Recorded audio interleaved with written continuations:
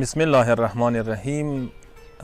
یوه روایت په مطابق انسان که غواړي چې خپل خوب بهترین عبادت کې بدل کی، نو روایت دی چې ورځې بیبي سلام الله علیها ته پیغمبر اکرم راغو، بشتره بیبي غوړولی دی، دا چې څملي.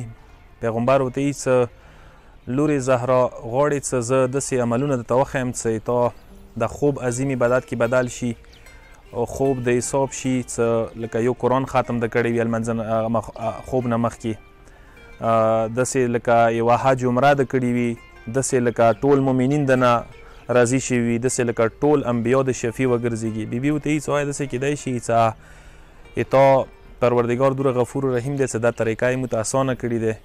ورته وایي چې بیبي که چیرې ته خوب نه مخکې المستي نه مخکې 3 ورې قل هو الله احد ولولې داسې وایي چې ټول قرآن د ختم کړی دی، او که چیرې المستي نه مخکې تا تسبیحات ولویستل چې هغه تش رکعت والا ذکر دی، سبحان الله والحمد لله ولا اله الا الله والله اکبر، داسې وایي چې تا یوه حج یوه عمره کړي دی. او که چیرې تا صرف اندوره وویله چې اللهم اغفر للمؤمنین والمؤمنات والمسلمین والمسلمات، خدای ټول مؤمنین مؤمنات وبخښي، بخشش ورته وکړي، مغفرت ورته وکړي، داسې وایي چې ټول مؤمنین د ځانه راضي ګرځولي دي.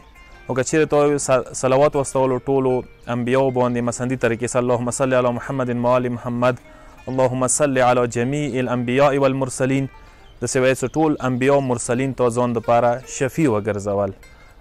کوشش وکړو چې انشاءالله څوملي هم انسان عبادت سره څملي، اطاعت سره د پروردګار بندګۍ سره. والسلام علیکم ورحمة الله.